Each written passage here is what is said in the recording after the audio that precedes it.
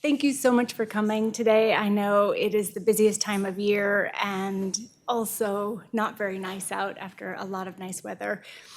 It's also a really difficult time on campus in the world as well, so thank you for making the time today. I really think the topics that we'll talk about today will be ones that will resonate given current events. This talk was planned before the events of October 7th and the ongoing violence. So this was not organized in response to that. I have gotten some emails about that. But I do think that the conversation today will have implications or will certainly be relevant for the way that we talk about international engagement and also about the ongoing conflict. I think we would all agree that the university is the space. It's a place and a space where dialogue, where engagement, where learning and teaching are protected, and in these challenging times, maybe even more than ever. I hope that we can have a good discussion tonight. We have a couple hundred people who are signed up to be online, as well as the people in the room. The people in the room are the ones who will be able to ask questions, and so we look forward to your questions during the Q&A. The conversation tonight is about what it means to engage in an ethical way as a global university with partnerships and collaborators abroad and with representatives from around the world here on campus. On behalf of the university, I'm supposed to remind all participants that Cornell values free and open inquiry and expression and strives to create a community where diverse opinions can be expressed and heard. As provided in university policy, speakers have a right to speak without intimidation, and the audience has a right to hear what speakers have to say. Audience members who disagree with the speaker may make their views known, of course, so long as they don't interfere with the speaker's ability to be heard or the right of others to listen and to see the speaker. Thank you. Before I introduce our fabulous keynote speaker tonight, I want to provide just a little bit more framing for the conversation. Over the past 2 decades, the landscape of higher education has changed dramatically. We're more global on this campus than we have been ever before. We've always been a global campus, but this has increased over the last 2 decades, the internationalization of higher education. We are more connected now to the world than perhaps ever before. The number of international students, staff, and faculty at Cornell has increased substantially since the early 2000s. Many of you in the audience know that very well. Today, roughly 24% of Cornell students are international from almost 100 countries. We have roughly 1,500 international scholars visiting Cornell for short periods every year. At the same time, the number of students going out into the world for study abroad, for internships, for treks, as they call them, is also increasing. We've sent 500 students out on Fulbright fellowships since the 1940s, and the number of successful applicants continues to increase. And I don't have solid percentages for this, but my educated guess is that about 75 to 80% of our faculty have international collaborators or international collaborations and projects they work on, in part evidenced by the fact that we have about 225 active agreements with international institutions. This global engagement is what defines and furthers a world-class institution. We recruit, we teach, we collaborate internationally because we want to work with and have the best and the brightest, and because some of the most significant problems facing us today are global ones. We need to understand them and seek solutions collaboratively and globally. What we're talking about tonight is how to engage abroad, how to do all of this work, all of these collaborations ethically.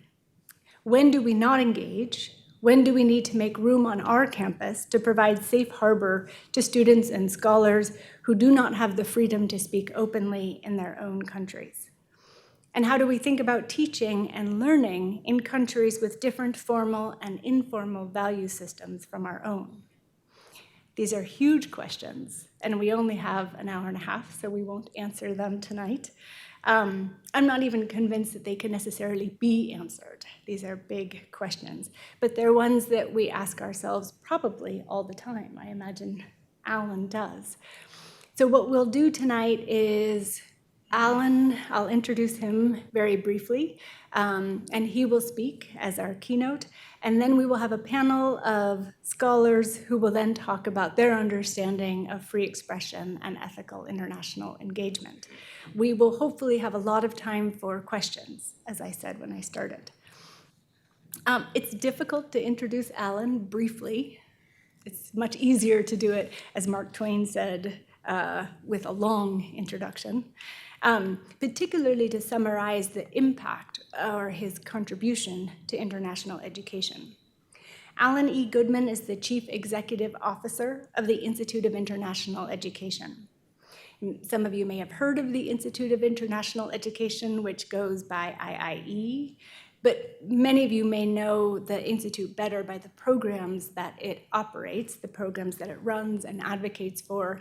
The ones that we have on our campus alone are, of course, the Fulbright IIE, as well as our Scholars Under Threat program and the Humphrey Fellows program. IIE was established at the end of World War I, 1919, sorry, on the premise that fostering student and faculty exchanges around the world would promote greater understandings between nations, and maybe, as the organization mission statement says, quote, build more peaceful and equitable societies by advancing scholarship, building economies, and promoting access to opportunity, end quote. Allan Goodman received a PhD in political science from Harvard and has received honorary degrees from universities in Canada, Europe, Japan, and the UK. Before joining IIE, Allan Goodman was a professor at Georgetown University and the executive dean of the School of Foreign Service. He has published widely and served at the Department of State and the CIA.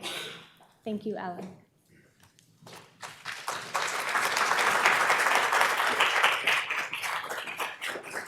I'm going to follow you and maybe speak from the floor. And anybody in the back that would like to come up front, there's plenty of room here, and we could have a real conversation that way. Anybody would like to come up front? Well, maybe in the, thank you so much.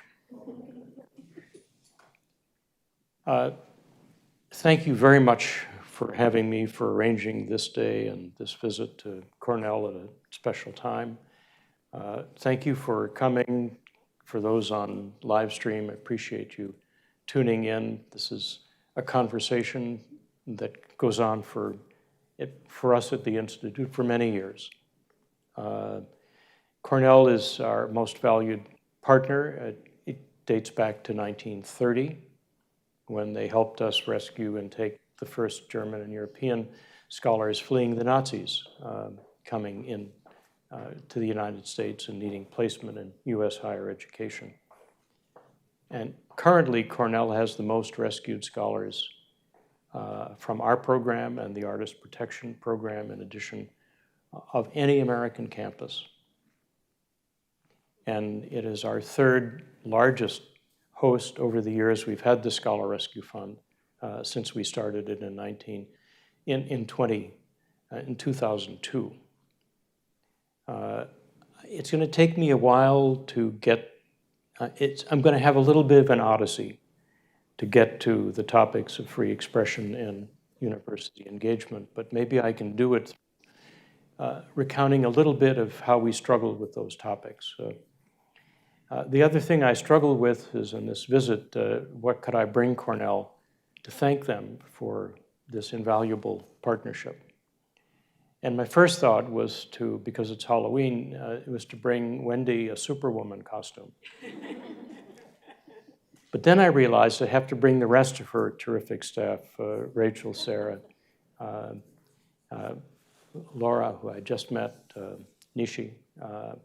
And there weren't enough costumes available for Superwomen in Washington for me to bring up. So instead, I brought the Institute's highest award to the university, the Century Medal, and we presented it to your provost this afternoon.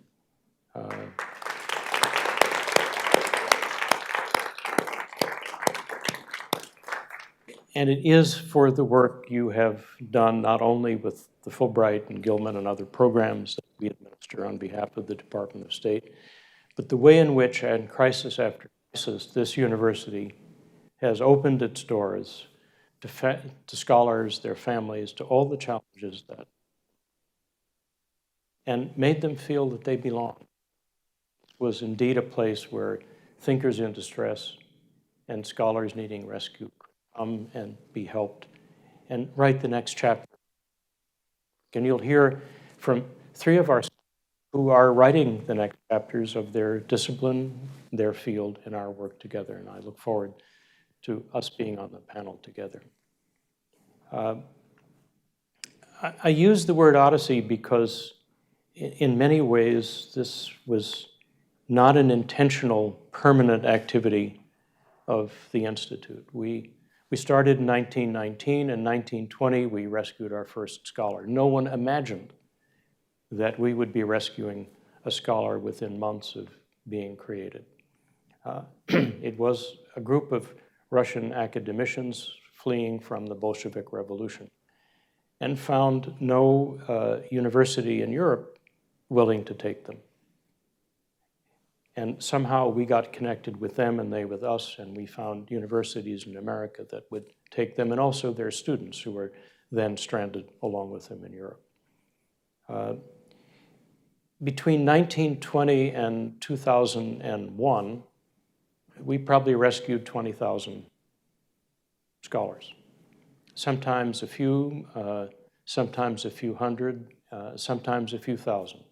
1,500 Hungarians fleeing from the repression of the Hungarian Revolution. 2,000 black South Africans who would have otherwise been in jail for the rest of their lives during apartheid. But every time we did this, we were reactive. And it was very ad hoc. There would be a crisis. We would hear from a scholar displaced. We would then say, how many are you and how much do we need? And we would pass the plate and raise money crisis by crisis by crisis. And it turned out we did it every year from 1920 till 2001. 2002, we decided this would be a permanent mission, and we needed a way to get ahead of the crises so we could be prepared for how many crises there would be and how many scholars they would involve and how much money did we need. And so we raised an endowment. We're now in the process of trying to double the endowment because the problems and the demand is so great. But we started by saying,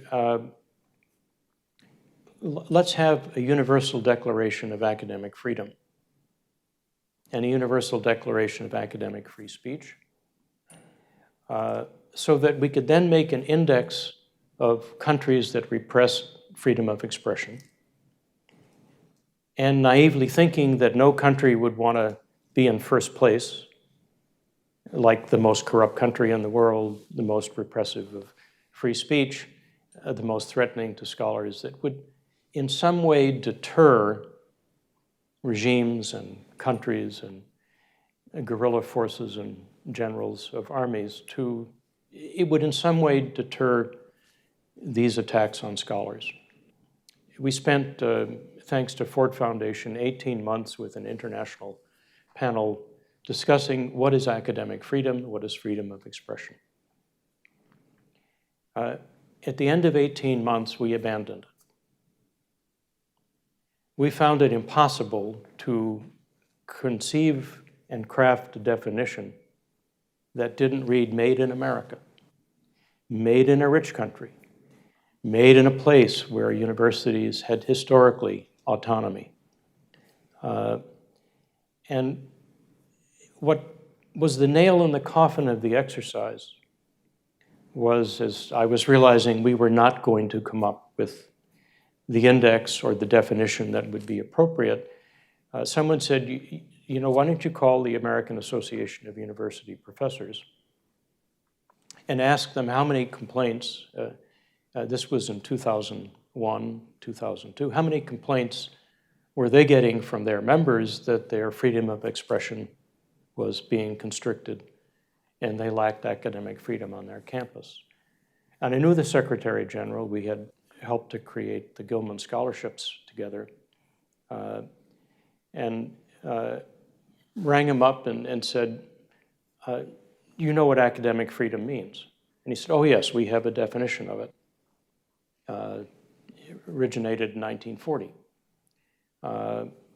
Okay, do you have any American professors applying to your adjudication process because their freedom of expression has been denied or their academic freedom challenged?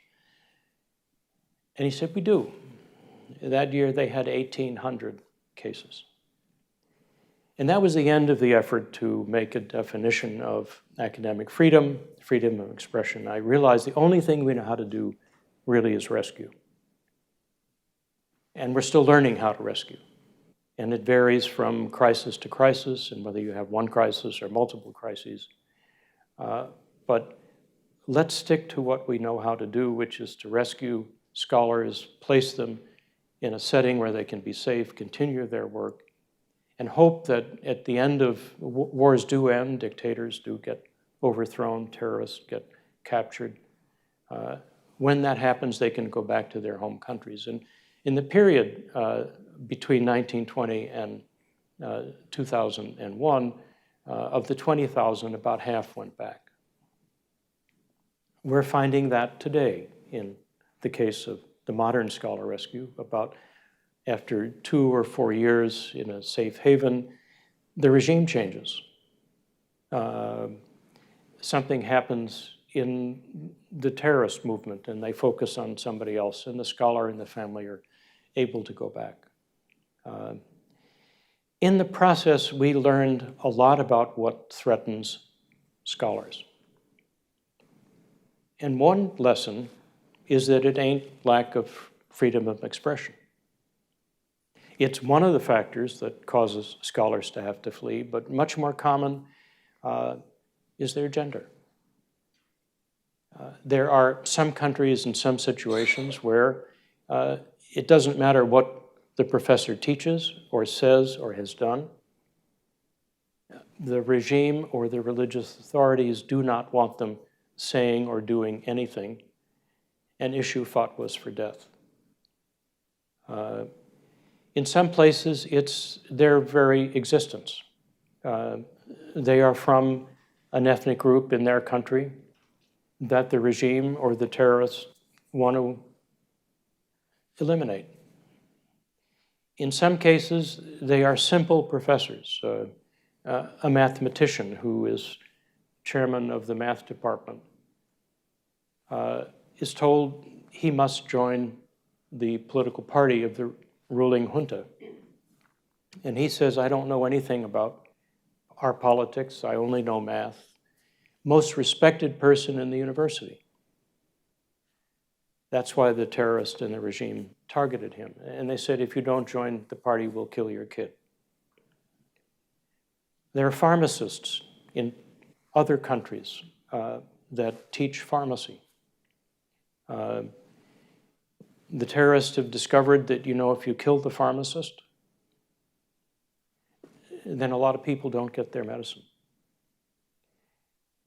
And so the terrorist has used this as a way to inflict real terror and real harm on large swaths of population for their sheer purpose of terrorism and ultimately their view prevailing. It's nothing to do with freedom of expression. Yes, some are threatened because they have expressed something and the country lacks freedom, but many more, it's a much more widespread human condition that we are dealing with. Gender preference, something we all embrace. Some countries, it's a sentence of death. Some countries, art. The very fact that you're doing art, that you've used a symbol in art that you had no idea was offensive. So you weren't expressing a political view. You weren't expressing a humanistic. It was a symbol you liked and carried, meaning can lead to a death threat and often a death sentence. So for the first part of the topic, I think we learned a lot in Scholar Rescue about the multiple sources that threaten scholars, and also the difficulty people have in countries that you would think have freedom of expression. And our approach in response to that was to say, the only thing that matters to us is, are you a scholar associated with the university, and are you threatened? Not trying to judge that some threats are more important than others, and then to try to help everybody we can and their families. The other part of the topic is university engagement. I mentioned that we started doing this in 1920, and if you look at the reasons why universities did it, there's no single reason why universities get engaged in scholar rescue.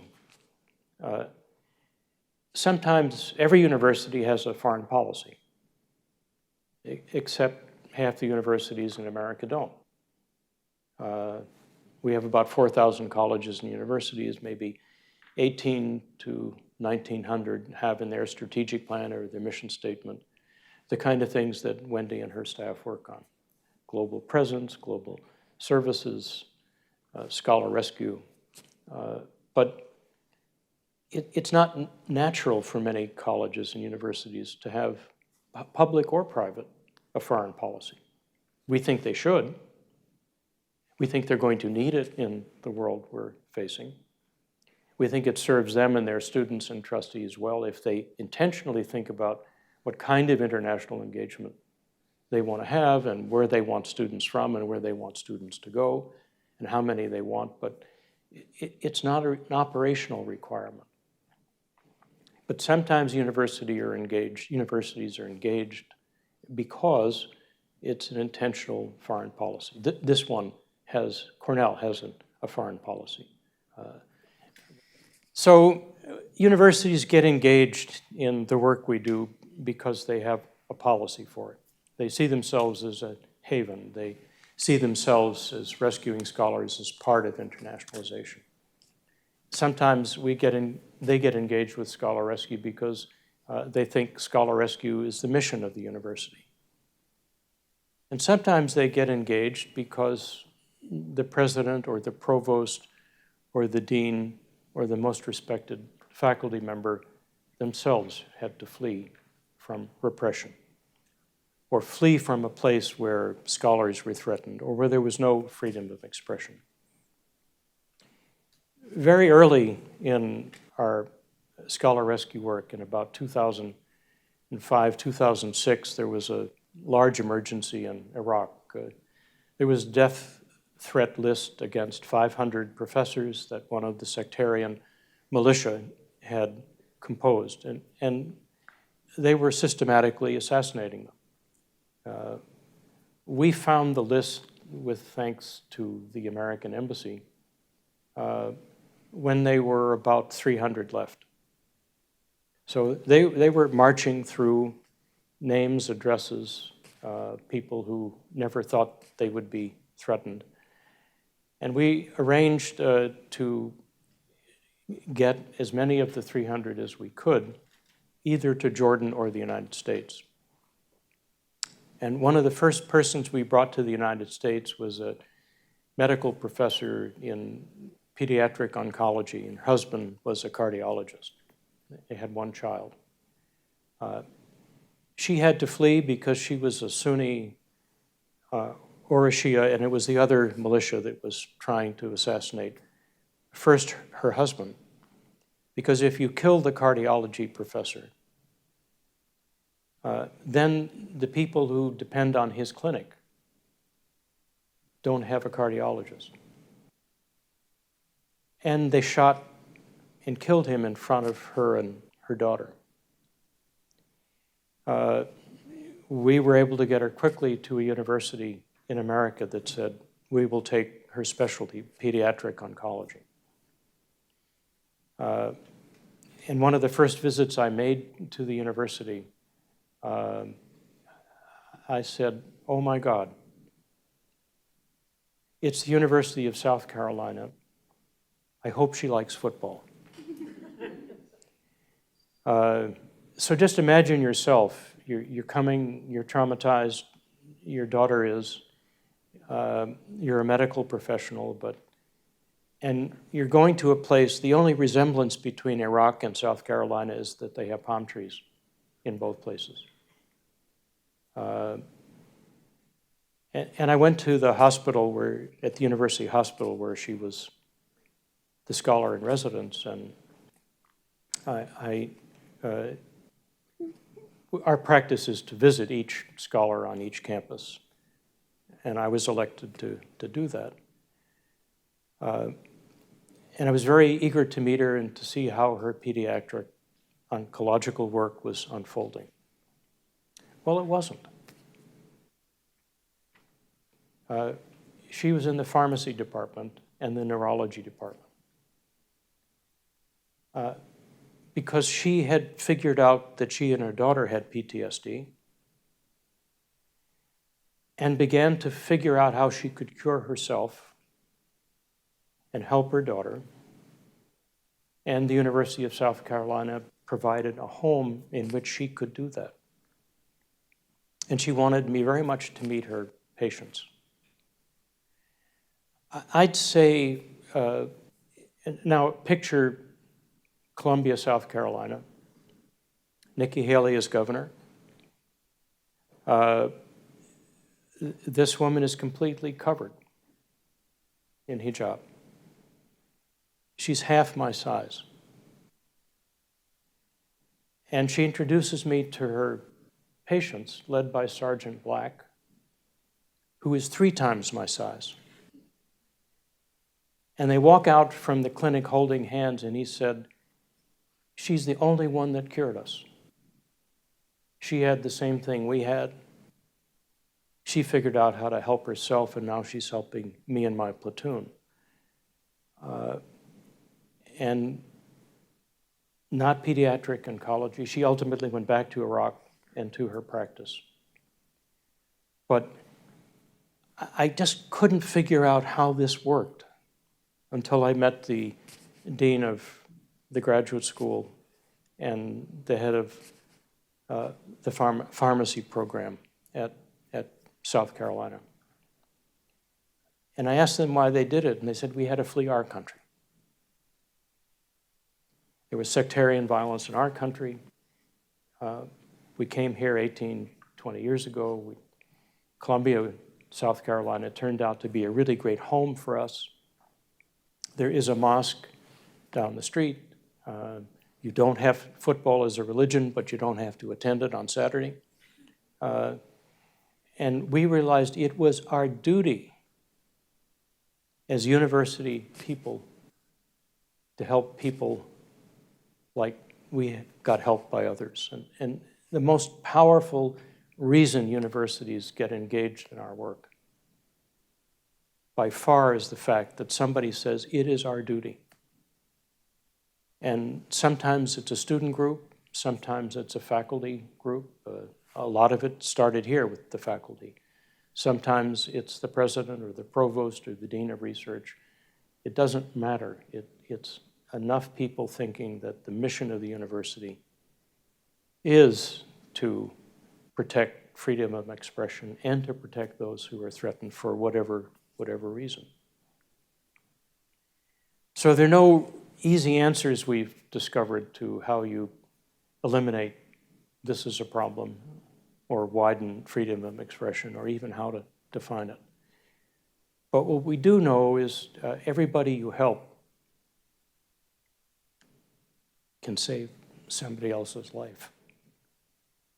Sometimes maybe a whole family, maybe a whole community. And The doctor I met ended up looking much taller, suddenly to me, and to all her buddies in the VA hospital who she was taking through this cure. So, to end on a hopeful note, it's kind of hard to think of visiting Ithaca without thinking of the poem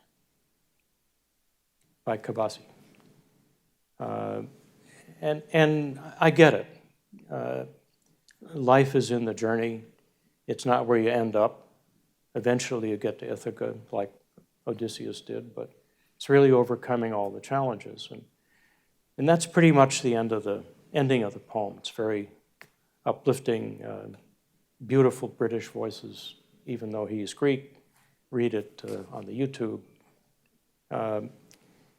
But in thinking about this trip and what I would quote from the poem, I was struck by the first stanza, which I had never appreciated before. The poet says that along the way, you're going to encounter the Cyclops, the Laestrygonians, and angry Poseidon. And that's kind of like today. A lot of countries have Cyclops, people that have one eye, that view the whole world by one lens, that have misogyny sharply focused in that lens, and through that one eye, kill anybody that they don't like. I didn't know much about the Laestrygonians until I looked them up. In the Odyssey, Odysseus has 12 ships and 12 companies of men manning the ships, and the Laestrygonians ate. They were cannibals. They ate 10 of 11, or 11 of 12 of the ships and the crew. Odysseus escaped because he had another idea. And Poseidon, as I remember my mythology, seemed to be able to boil the seas of conflict at a moment's notice, and kept some sea somewhere always turning. And isn't that a bit like what we have today? The world is on fire, the seas are boiling, and it seems out of our hands. But the poet says, don't be afraid of any of these. You can get through it essentially by keep your thoughts high. And that's what universities teach. We teach a lot of other things, and it's really to be depressed about where we are today in the world. But if we can teach our young people to have thoughts that they can keep high, I think it will get us all through and keep hope alive. Because that's sort of the one thing that separates us from the gods. They didn't have to have hope. They didn't have hope. And they were destined to have the fates that they were assigned. And they didn't have to hope for something different. And I thought the poet was really speaking to us today when he says, you keep your thoughts high, and that'll get us through what's ahead. And that's what makes Cornell great, and why it's great for me always to come back and visit you. Thank you very much.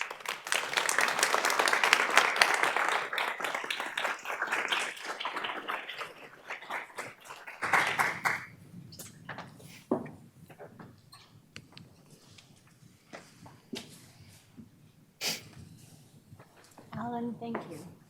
Thank you. That was really beautiful and inspiring, and it is a real joy to get to work with IIE and with you, and I know I speak for many of us who are here. It's also, honestly, and I know I always sound like I drank lemonade, but it's also a real privilege to get to work at Cornell, where all of our units, our faculty, our students, our staff reach out in times of trouble. They're deeply engaged. They're really committed. So it's wonderful to have you here to get to bring some of this together. I want to ask a couple of questions, and then I'll throw it open. I'm going to take a minute just to ask you. You said universities need to have a foreign policy, and that resonated with me. And I really thank our president, Martha Pollack, because she's been very clear in engaging around what is our strategy, how do we think about this. We've had a number of people who worked on our guidelines for ethical engagement, and we think and rethink those every day. I want to ask you, you said that it was difficult to come up with a statement on free expression that didn't sound like made in America. And I appreciate that. I wonder, I know you have said IIE doesn't take a position on crises or make statements about crises. That's something that we think about in the university. Do you put out a statement? Do you have a position? I think our students and faculty and staff should all have positions, should all be thinking about where they stand on things. But as a university, that's something that we have struggled with. And I would love to hear your comments where you fall on that. What do you think are the positive or negative aspects of positions or statements for you and for IIE? I wish I could say it was the first time anybody asked me that question. We live in an extraordinary time where you have to make statements of solidarity, compassion, denounce terrorism, not condone terrorism, anytime it happens. And in our work, we have to do it.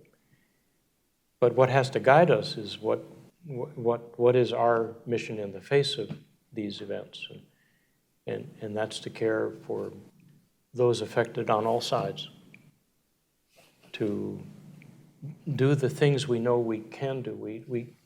We can't solve.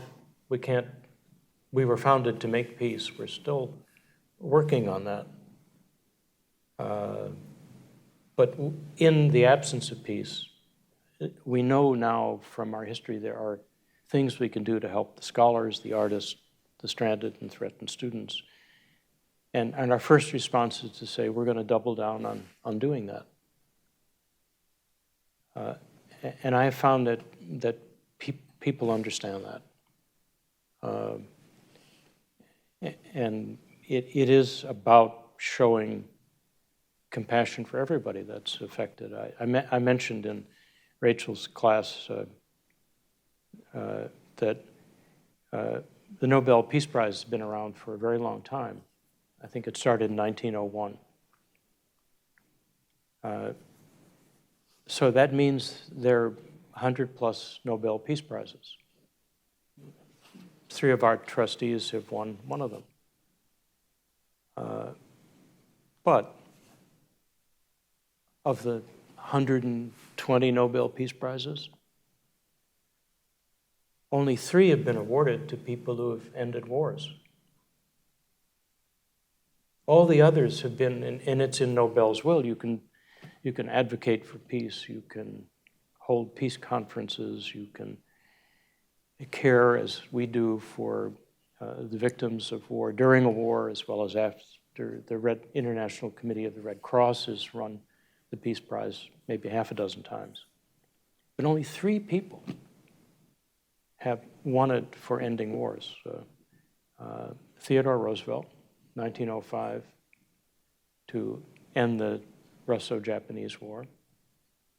Henry Kissinger and Le Duc Tho for negotiating an end to the Vietnam War. His Vietnamese counterpart, Le Duc Tho, did not accept the prize because he thought the war was ongoing. It did not bring peace, nor did the Russo-Japanese War end up bringing peace. And the only other 2 people are Anwar Sadat and Menachem Begin, who negotiated a peace treaty between Israel and Egypt. All the other prizes were for very important things, but they didn't end war. But people and organizations did what they could to deal with the consequences of war, to deal with the seeds sown for the next war. And I think I see our mission and work in that area. We'll always be working to try to do those things. You had an essay that you authored or co-authored in the early 2000s that was titled "The Closing of the American Mind." In 20 years since then, do you think that there is more appetite for international engagement? Do you think that that has helped to open minds across the country? So we're a very unusual people. I travel in the world, and everybody I meet has a passport. 38% of Americans have a passport. That's hardly any. And of the 38%, half are over the age of 60. We send about 5%, in a good year without a pandemic, 5% of American students to study abroad. We don't think that 10% of Americans in college have a passport. So we're not in a period where the American mind is being opened by intentional internationalization. It should be. We are going to try to get 10,000 passports in this decade for students of limited means, because all of them have a driving license. And if we can get them in their freshman year to get a passport, you'll take care of making the plan for how they use the passport. But it will be really easy. Just give us one more award to say, it's not our concern, it's not our problem, it's not. And we have had long stretches of isolationism in the United States, in our history, in all of IIE's history. In part, we were founded as part of the motivation of our founders was to work against the isolationists. They didn't succeed. But it doesn't mean we shouldn't keep trying. And the only way Americans are going to have a less closed mind and be more open to the fact that it doesn't matter where the conflict is, we're going to be affected by it, whether it's the climate, the refugee populations, the displacement and disaffection of the next generation who live in refugee camps. It really doesn't matter because it touches us. Everything matters to us. Doesn't mean we have to invade countries. It doesn't mean we have to go to war.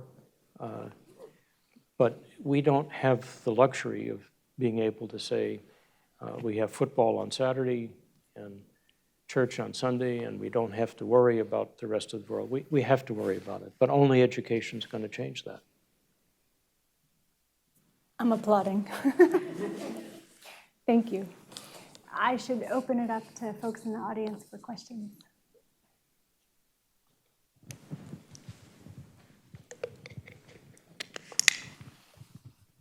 Hi. Has on the last point that you talked about, the closing of the American mind, do you think that the internet has expanded that, as people are now able to see things from other countries, news, what have you? I think so far the internet has been more of a curse than a blessing, because it gives us so much stuff that unless you're very intentional about saying, I want to see what somebody in another country says, or I want to see in another country if there's pro and anti forces and what they believe and why they believe it, it's a lot of homework if you want to process the information to make sure that you're seeing all sides of a question. Or the only good, there are some good things about the pandemic. One, it appears to be over, and science saved us, and every one of the scientists working on the vaccines, you look at their last names, and they came from other countries to a free country where they could do the research that led to it.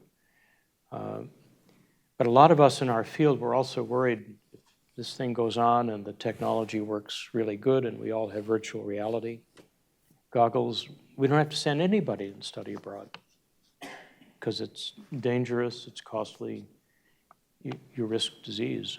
And that has not been the reaction. People can't, in our field, cannot wait to get their Fulbright, get their Gilman, take up their long-delayed work abroad. So I think nothing is a substitute for bringing 7,000 international students here to Cornell and having 15,000 Americans who would never travel outside of New York State. I had no idea New York State was that big until you're waiting to, do I rent a car and drive? Do I wait for the plane? But to have 7,000 cultural ambassadors from other countries sit next to our students who may have never worked with somebody from India, Brazil, China, Nigeria, it is a tremendous gift that only in person can provide. Someday we will all be replaced by virtual reality and robots, but not soon. On that note, other questions? Thank you so much for this wonderful set of comments. I was wondering if you could expand a little bit more on the ideas around the Declaration of Academic Freedom and Speech as a project that has been abandoned in terms of IIE's stake in it and deciding strategically to focus on rescue. But just coming back to those ideas as we are here in a university environment, that the first iteration of that conversation you realized was something that was tied to a country that was particularly rich, or the United States, or one that has historically had autonomy. And so I'm wondering if you can help us to think through what other types of definitions would look like, even if not that IIE has to put in practice, but as we sit here together to think about what freedom of speech and expression look like, how might we think about it with an international perspective? Yeah, that's a great question. It really causes me to think back on where our methodology went wrong, and therefore how we would do it differently today. And our methodology was to look at first the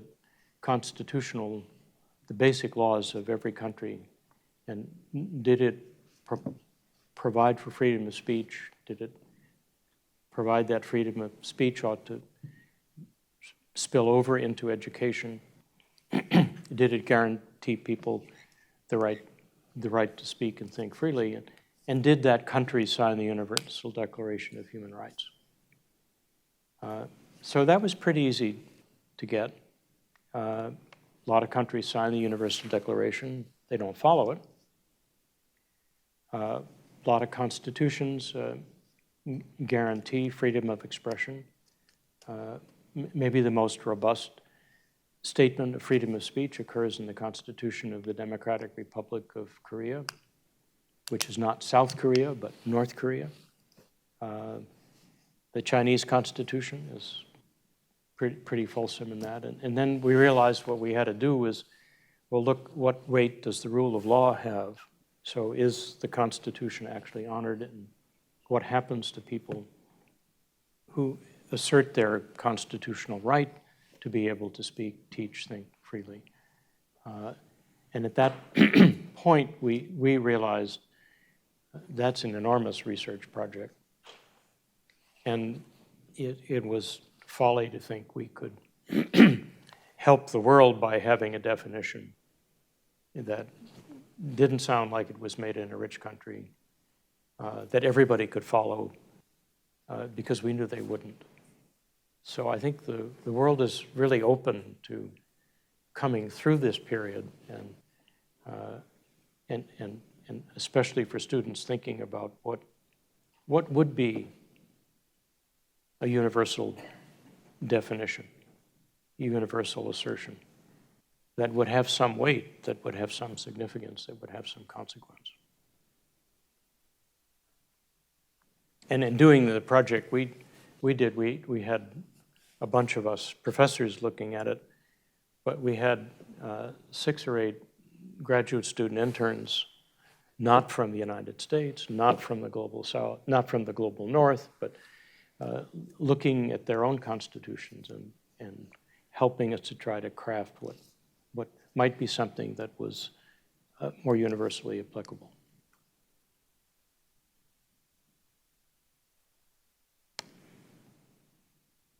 Thank you, Allan.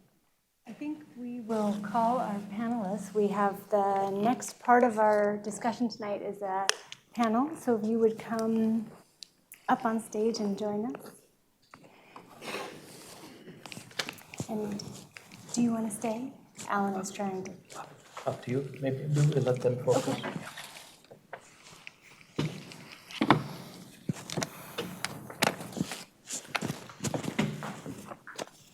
All 3 panelists are representing, their own stories, but also have had some engagement with the Scholars Under Threat program here on campus or elsewhere. And that program here on campus is coordinated and led by Nishi Dupa, who's here in the audience, with support from many people in the audience. So very grateful for your leadership and also for the support of the university for the program. What I'm going to do is just very quickly introduce the 3 scholars and then give them each a chance to make opening comments, and then we'll open up for Q&A. So Sharif Hozoori is originally from Afghanistan. He has a PhD in international relations from the Center for International Politics, Organization, and Disarmament in the School of International Studies at the JNU, or Jawaharlal Nehru University in New Delhi, and a master's in international studies from the South Asian University in New Delhi as well. He was the Vice Chancellor for Academic Affairs at the University of Afghanistan before leaving the country in August of 2021. He is currently an IIE Scholar, Research Fund Fellow, and a visiting scholar at the Einaudi Center's South Asia program.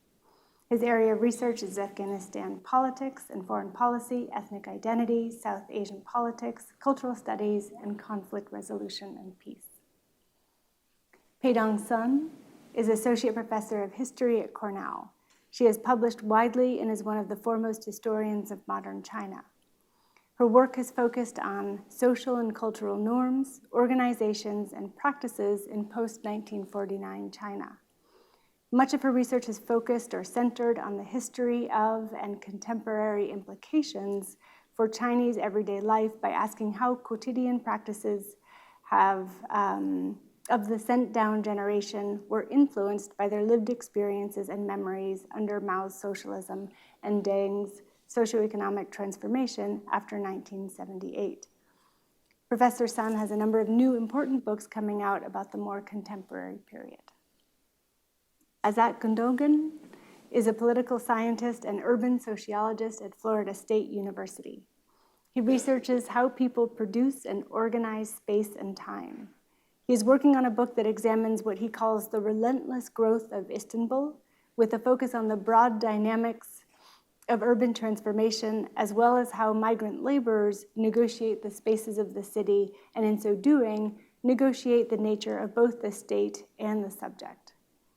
In addition to teaching and research, Dr. Gündoğan has co-translated 5 academic books from English to Turkish and dreams of one day translating a science fiction or fantasy novel. Prior to his position at Florida State University, Dr. Gündoğan was an IIE-SRF fellow here at Cornell. So why don't we start with Sharif? Yes, please.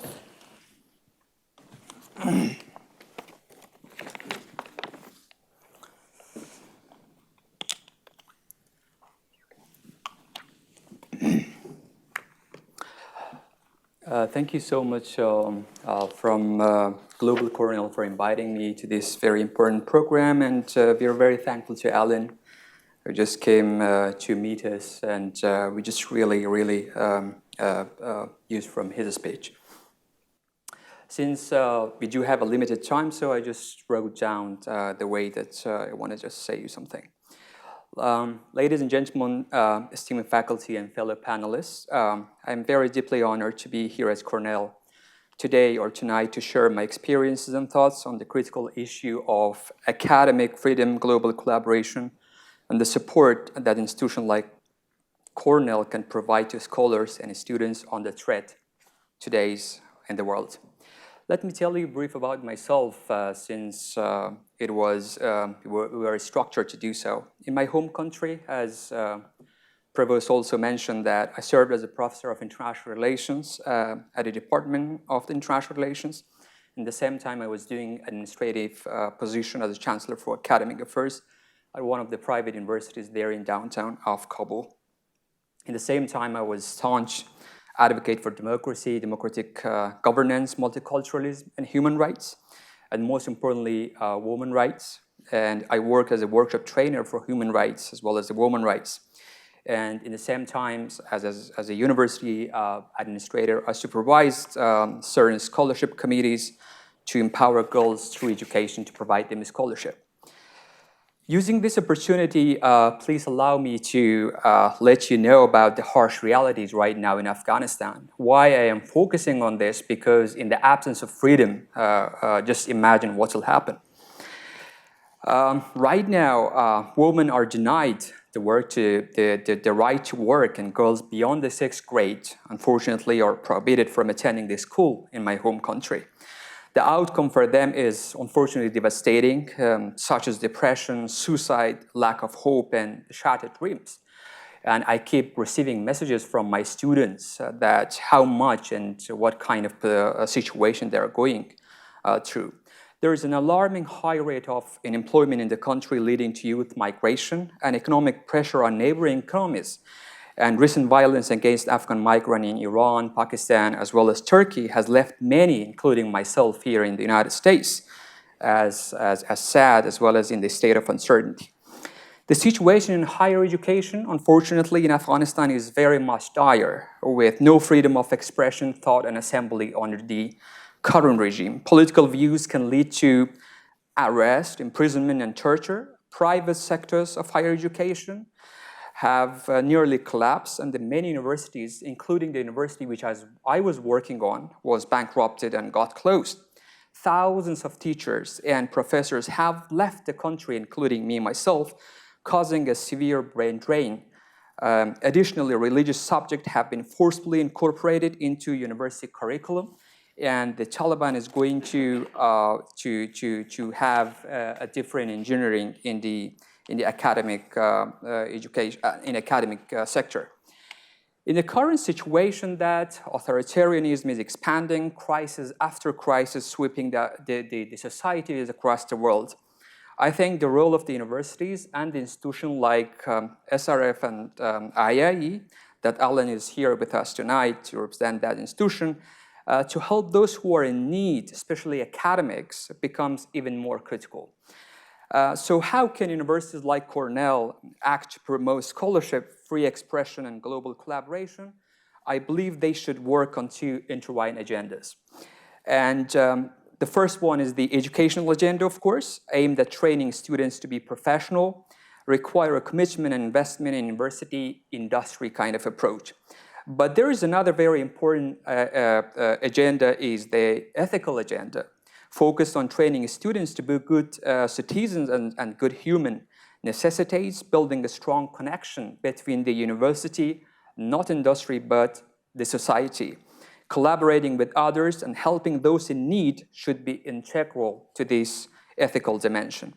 For ethical agenda to flourish, universities must demonstrate their commitment to freedom, put protective measures in place to defend academic freedom, and provide supportive resources for scholars on the threat that they are coming here in this university. Embrace diversity and inclusion, and foster collaboration and engagement, not just within their own countries, but across the world.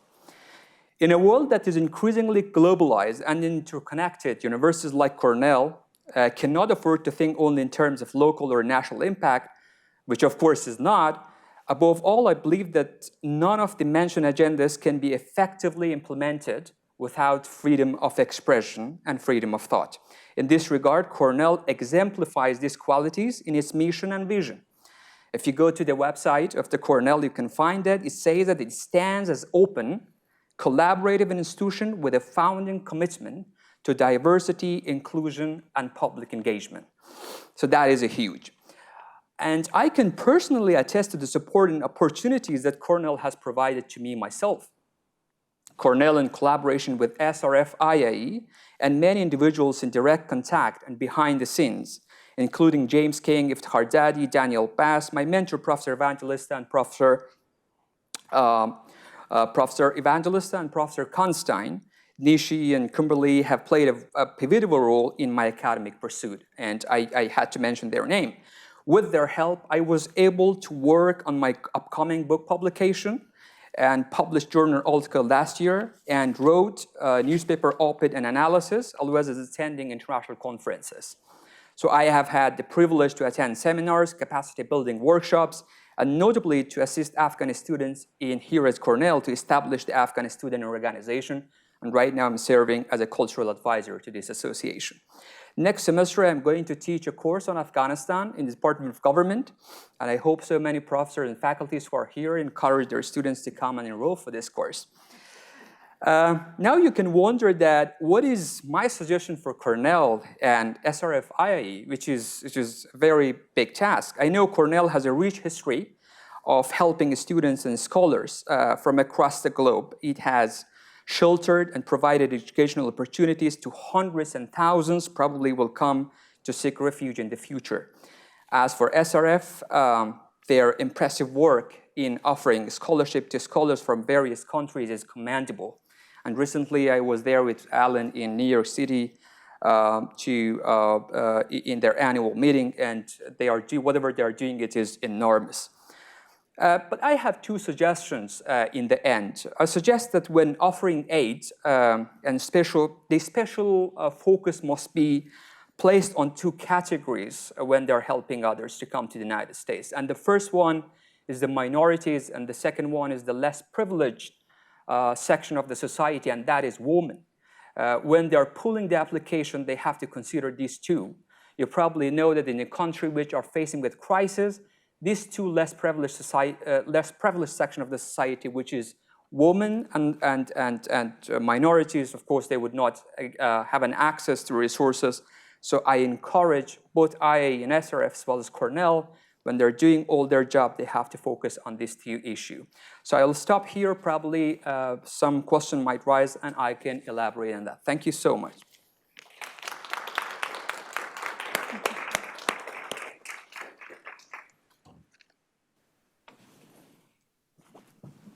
Okay, thank you for inviting me to speak at this panel. I will start from my own story. Every immigrant is the author of a unique journey. Each scholar, having lived under the shadow of authoritarian rule, is a testament to the resilience of academic freedom and the transformative power of free expression. 2 years ago, on this very day, October 30th, 2021, I began a new chapter in my life. I journeyed from France's crowded streets to the quieter trails of the American countryside. Since then, Cornell University has warmly embraced me, offering not just an academic refuge, but also a place I now proudly call home. And Ithaca, with the beauty, has become my hometown. Over these years, especially in the last 5 years, my mind has focused on the single idea, the vital role of academic freedom and free expression. Back in 2007, Sciences Po Paris awarded me my second PhD in sociology. Opportunities awaited in France, yet my heart called me to Shanghai University's Department of Sociology, a renowned institution in China. I had previously researched the Cultural Revolution for my first PhD in law in China. Given its tremendous impact and the trauma it left on society, the Cultural Revolution remains a sensitive topic in the eyes of the Chinese Communist Party.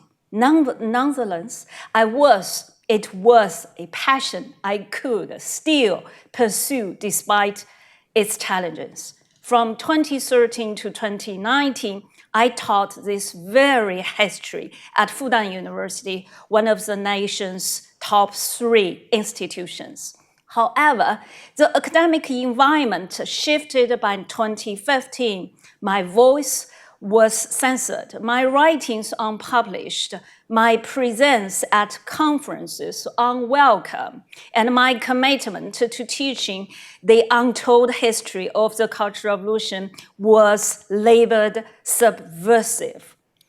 The defining moment came in late 2019 when Fudan University's charter was rewritten, replacing academic freedom with party loyalty.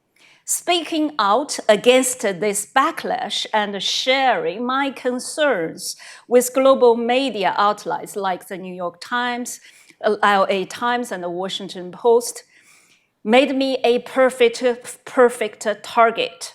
Several students displayed condemning posts on my office door, while others took to social media to attack both me and my family with threats. Additionally, the party secretary of the history department issued a dire warning suggesting I would be prevented from leaving China if I continued speaking to Western media. So, I resigned from my tenured position at Fudan University in late 2019. But as one door closed, another opened. In February 2020, I found refuge at Xiangspo, my alma mater, where I served as a visiting professor for 1 year. And in October 2020, another exciting opportunity came up. Cornell offered me a faculty position, which I happily accepted.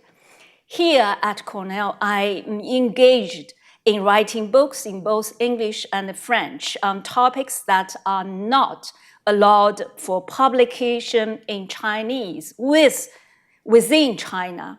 I'm teaching courses on post-1949 Chinese history, subjects that can no longer be taught in China.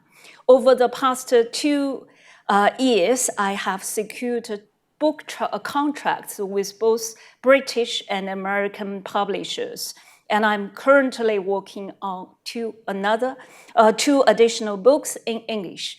What does the academic freedom look like? For me, it's precisely what I'm experiencing here at Cornell. So I saved the time for the during the Q&A on the key questions we will discuss in this panel. Thank you.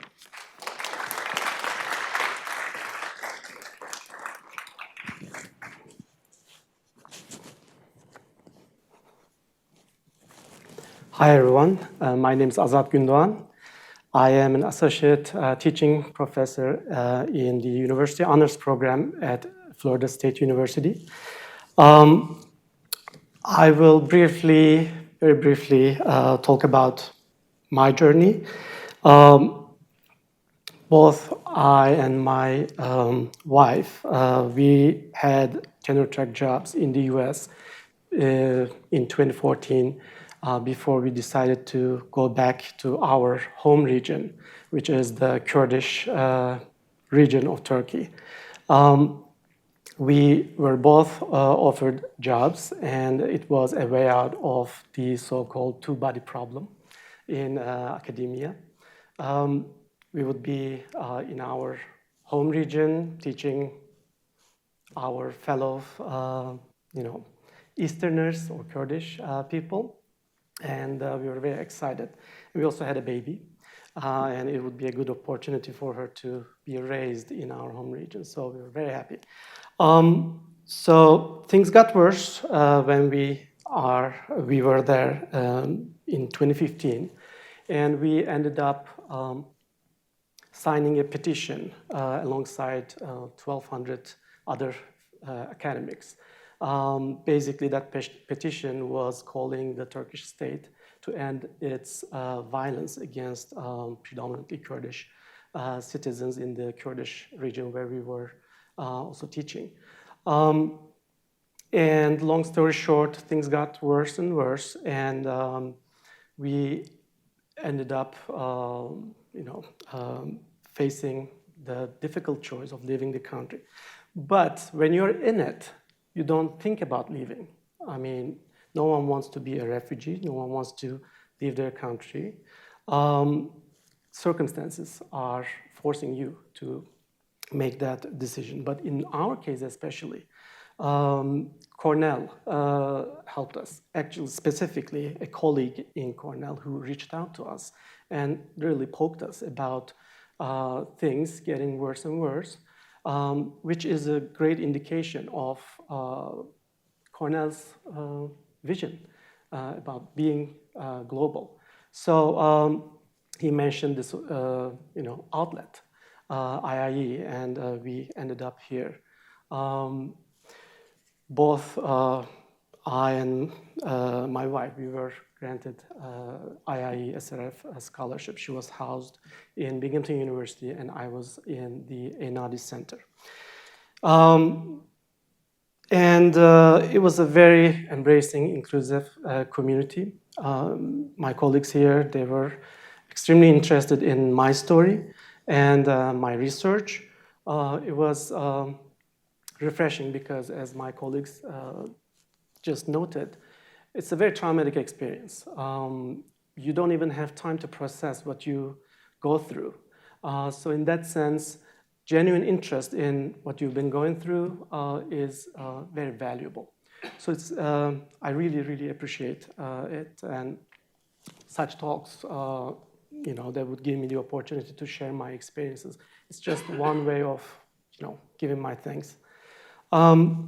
So eventually, we both ended up in Florida State University. I spent my second year of my fellowship at FSU, Sociology Department, which is my home discipline. And eventually, in 2018, I ended up in the University Honors Program. I am an integral part of the remaking efforts of the university to revitalize its honors program. I am, alongside my faculty colleagues, designing interdisciplinary courses and teaching them, providing those courses to the high-achieving students of FSU, honors students. So, and some of them, I hope they are watching me right now. They asked for the link, and they were extremely excited about this event that I'm participating. So, hello, folks. I'm also publishing articles. I have published articles which I started here, so I'm extremely appreciative of my time here. We are running out of time, so I have a couple of notes at the expense of over-philosophizing or conceptualizing the discussion about freedom of expression. I would like to make this statement about freedom of expression. It is human nature. Freedom of expression is human nature. The reason why I think that is two things that make us human, that make our species unique in relation to other species. One is we are conscious species. We are conscious of our environment, and we are also conscious of our own consciousness. We know that we exist, and we know that we will perish. And it makes us very expressive. We express our thoughts in various modes. So, like art, for example, philosophy, right? Language, obviously. So we have come up with various forms of expression, right? So curbing this natural disposition that makes us human is only against human nature. It comes naturally to us. This is one point that I would like to make. And the other related point is that we are human, and what makes us human is that we are social species, right?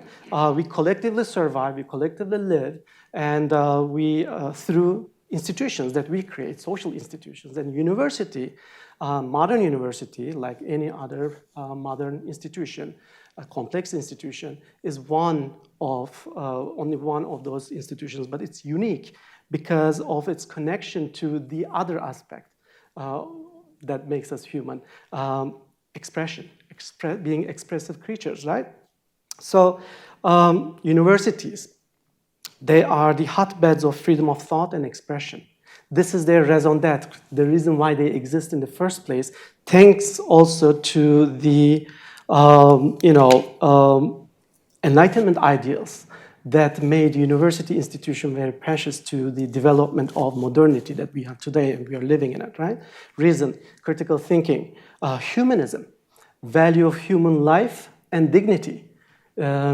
So science, rational inquiry, rational debate, argumentation, deliberation. This is what makes universities as the embodiment of Enlightenment ideals. So in that sense, that question that bothers me, not bothers me, but pokes me, actually, when I was thinking about the theme, was that what if these ideals are not shared universally, not anymore, by some other folks, some fellow citizens in this society or all around the world, especially against the background of the so-called post-fact era? What if the very important modern political actor, the masses, that can be extremely destructive when they are mobilized, what if they don't share these ideals anymore? Who is our audience? So universities, in that sense, also have this type of existential crisis. So in that sense, there's a challenge, right? And if we're talking about the importance and destructive force of masses, we are obviously talking about popularism and also increasing authoritarianism, totalitarianism tendencies of many regimes around the world, right? So in that sense, Global Cornell has this very difficult task and challenge to ask itself the very question, because the global is not a static, never-changing entity somewhere out there. It's not an object. It's a very dynamic, very alive set of things, events, and processes. And more importantly to me, the global events, global trends, global phenomena, ranging from the K-pop to terrorist attacks. They all tell us that the global engages back, right? So the question for any peer institutions to Cornell, Global Cornell, is that are they ready or are they open to reflect back on their ideals that make them disengaged? So this is something that I think is very important because the impacts of all these events and phenomena beyond the US borders, they haunt us. So I guess that would be a good way of talking about these issues. Thank you so much. I appreciate you having me here.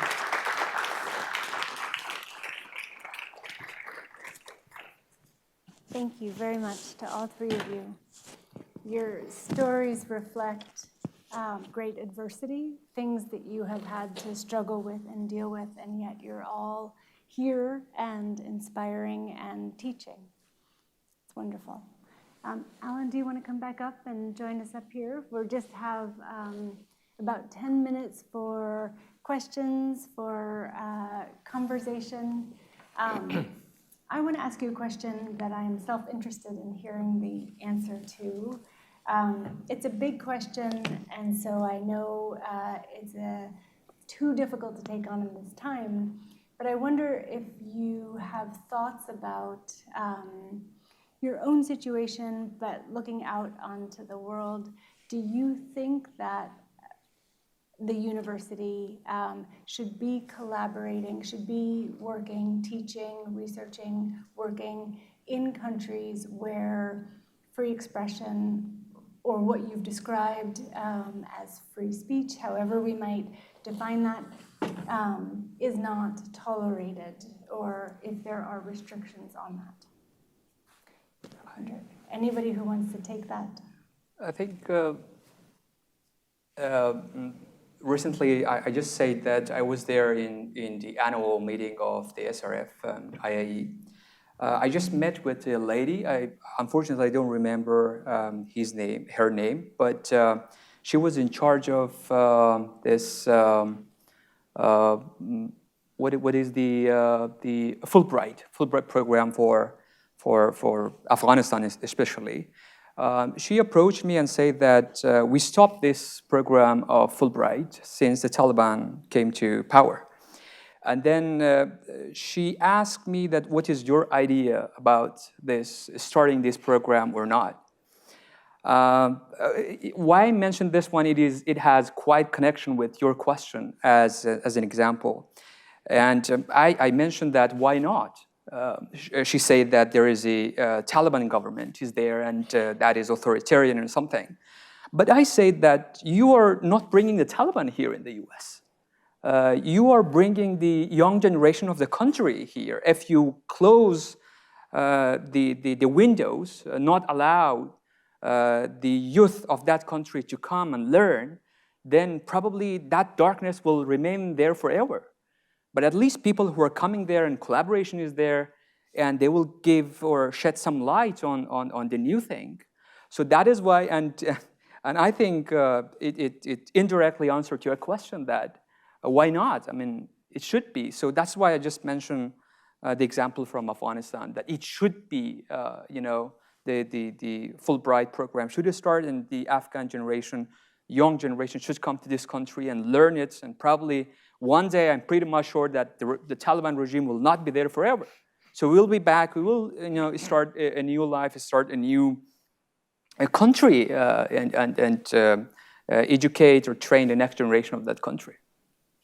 Yes, I guess the answer will be not only a why not, it will be a firm yes, because 3 reasons. First, for the students or the young generation, I just take the case in China. For students, for the faculties who work and live in China, if the outside world just close the door or the window, that means they will never have the opportunity or get access to know what the outside work or outside world look like.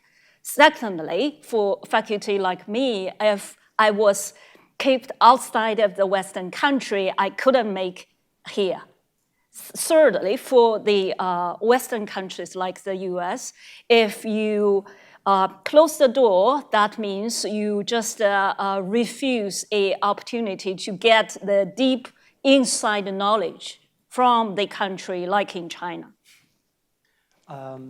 Like my colleagues, I definitely agree with ethical and international engagement of U.S. universities, without, however, denying the power asymmetries between non-global North universities, institutions, and that happen to have less resources than U.S. universities, because higher education in the U.S. sets the standards, all around the world. And most of these universities, especially the big, good ones like Cornell, their endowments are way bigger than GDPs of many countries, and this is a power dynamic. So if we also need to continue this discussion about ethics of international engagement, this is something that we should not ignore.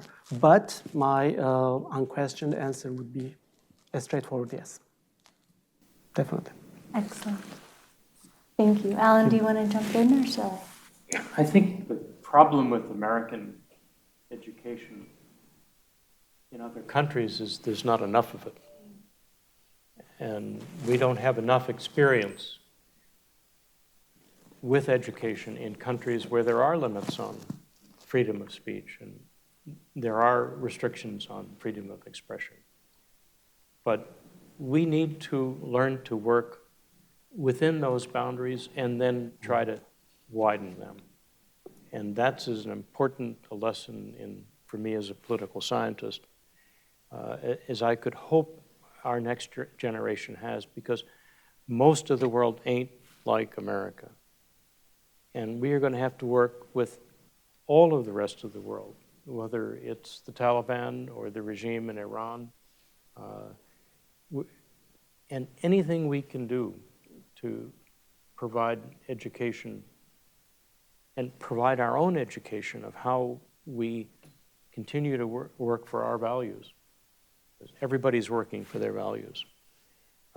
Is a struggle we all ought to embrace, and it's really hard.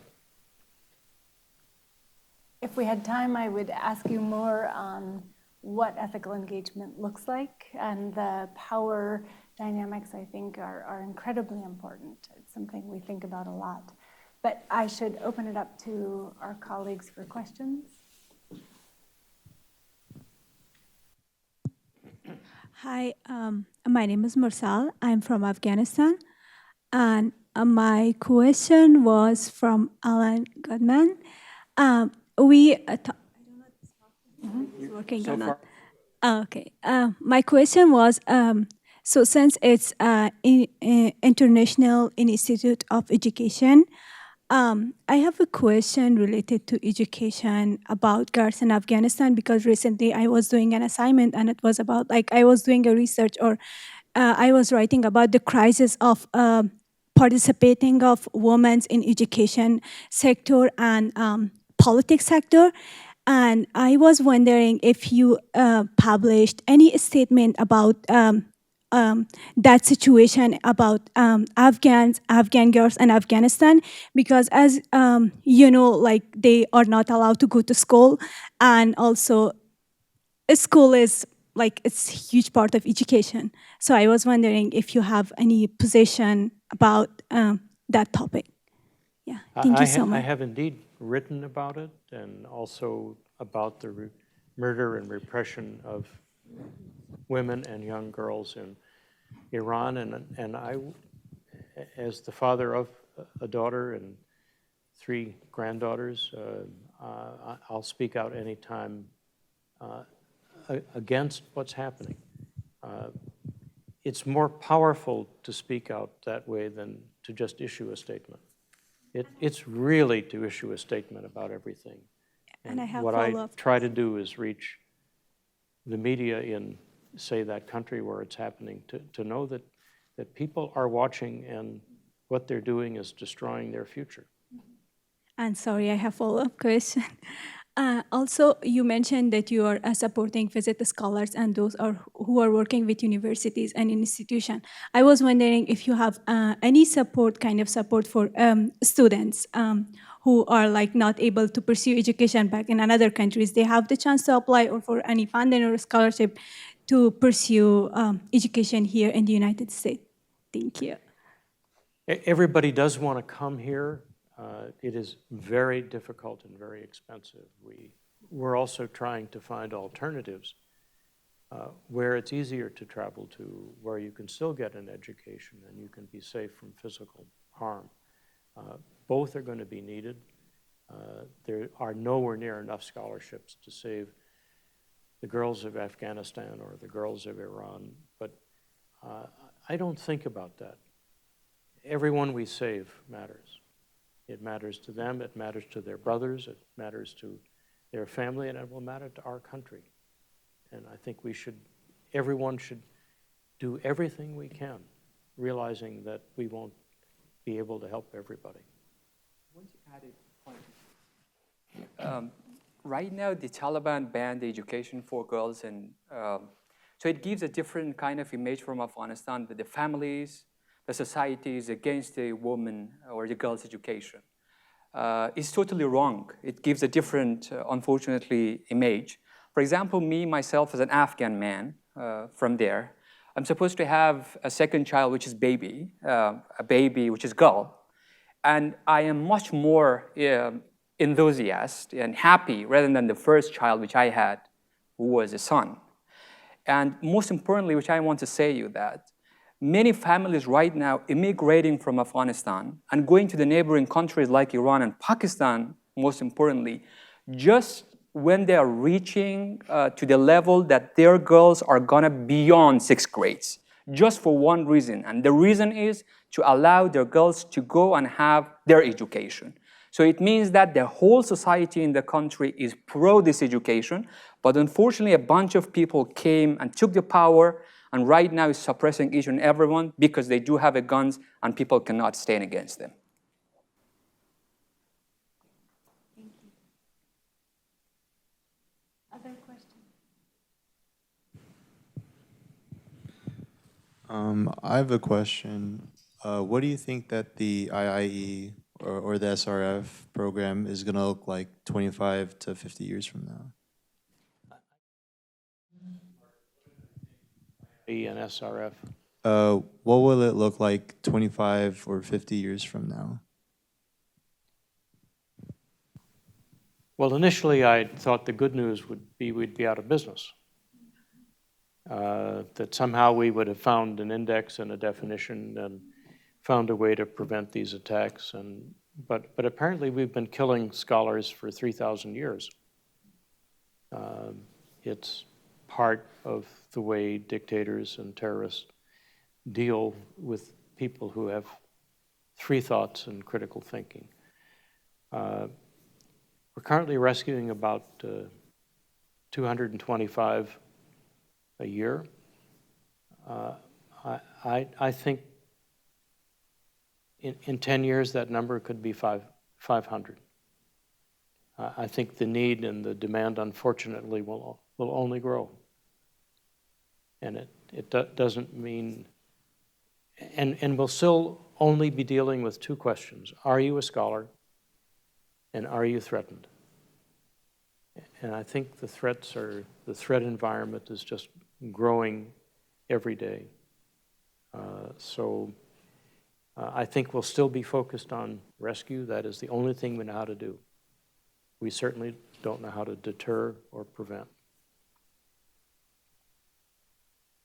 And I hope I'm wrong.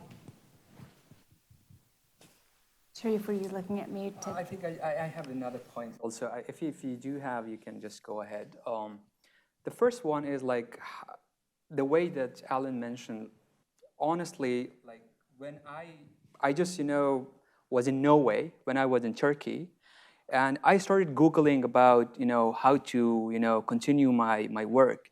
And the only thing is I just did Googling and found the SRF, and I did not know anyone and did not have any connection. I didn't have any recommendation from anyone. I just dropped an email and said that I'm a scholar and I'm under threat. And that's it. After a while, I got received and say that, okay, you have to send your documents and each and everything in order to prove that you're a genuine person, which I did. And thankfully, I got selected. And it means that they are very transparent and honestly, and they're pulling the people who are really in need. And the second point, which I wanted to add, is adding to the answer to your question, like having this program continue your engagement with the regime, which is authoritarian right now in the country, but when the application comes, you should not close your eyes and select the people. It should be thoroughly screened that who are coming, how is their background, because the systems back in the country work differently. Those people who are in power, of course, they are, pulling the application that close to the power. So that is why I just mentioned in my, opening remarks also, like priorities for women and girls, and priorities for the less empowered section of the society, and that is minorities. Either it is ethnic minorities or religious minorities, it doesn't matter.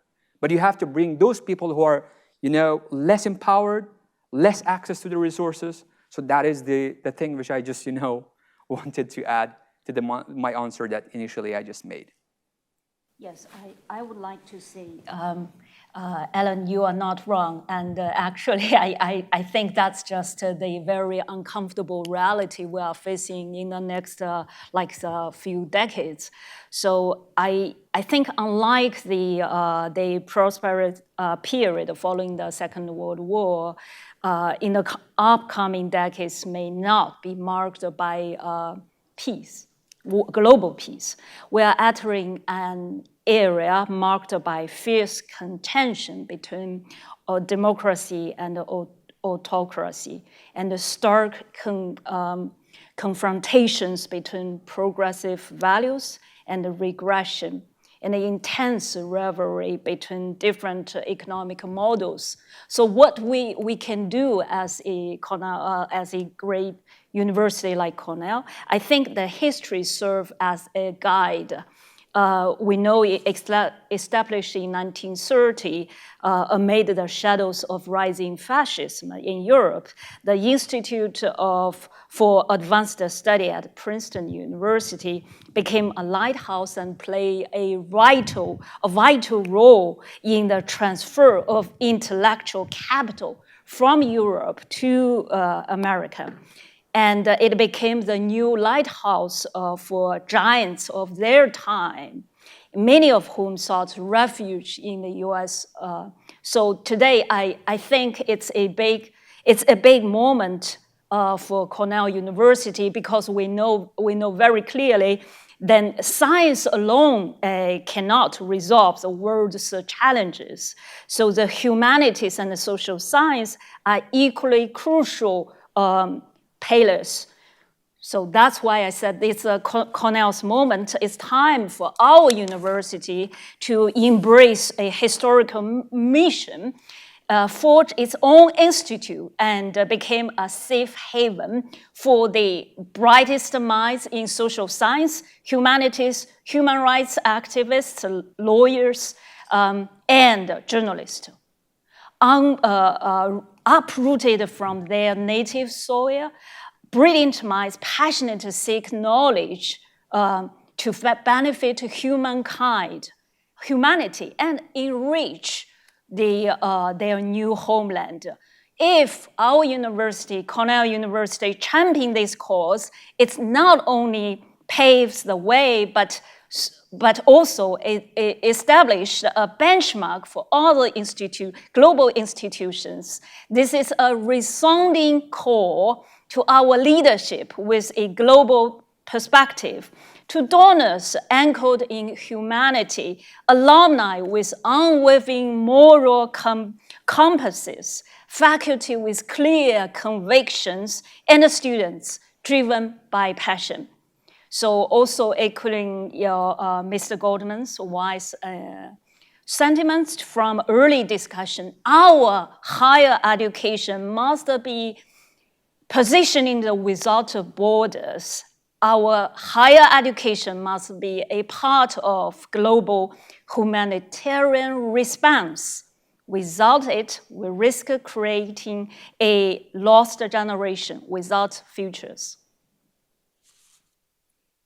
On that note, I think that was so well said. Thank you very much. I know we need to let everybody go.